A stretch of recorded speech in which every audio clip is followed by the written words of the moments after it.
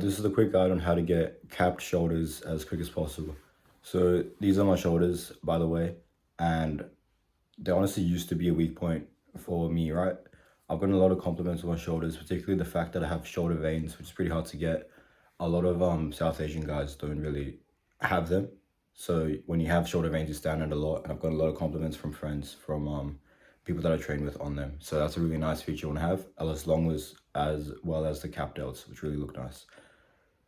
In order to get the reason why I didn't have good shoulders starting out is because of my baseline, which was just doing push-ups and pull-ups at home.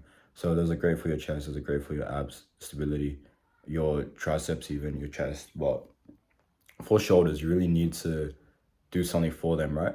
So then I started at home incorporating standing overhead barbell press, and that honestly made a decent bit of difference. But I'll tell you what I did recently that made a big difference.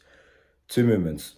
And the goal of the 2 movements is to increase the distance from the edge of your side delt to like your arm, like normally.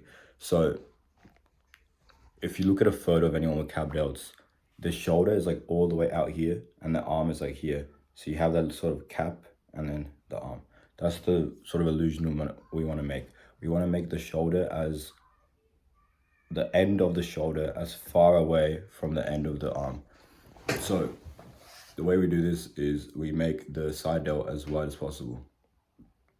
What we do with this is ladder raises or cable ladder raises. I think technique I want you to do with this is focus on having your pinkies up when you're lifting, rather than just like jerking the weight up. Focus on having your pinkies up while you're lifting the weight. Second thing, very underrated. People don't do this. I barely see people do this. You have rear delt flies. Rear delt flies, for some reason, make your shoulders look way better than they would have without them. I've noticed, particularly when you're standing straight, your rear delts really make you stand out a lot. I recently was training with a bunch of friends at my gym. It was about 4 of us boys, and then because of your rear delts popping out, you look better at all times, everywhere, by a lot. So rear delts is amazing. Those are the 2 pieces of advice I'll give you. Along with that, just being lean helps you a lot. When you're at a higher body fat, anything above 15% body fat, your triceps sort of get too big for your frame. And I've noticed that it makes it harder for because think about it, right? If you have massive arms, it's hard to get cap delts because your shoulders need to be sort of dominating your arms in a way. If you have massive arms, your shoulders have to be so much more wide to compensate. Whereas if you have sort of like lean aesthetic triceps or whatever, your shoulders can still pop out while being like at a human size. So it's a lot easier if you aren't fat.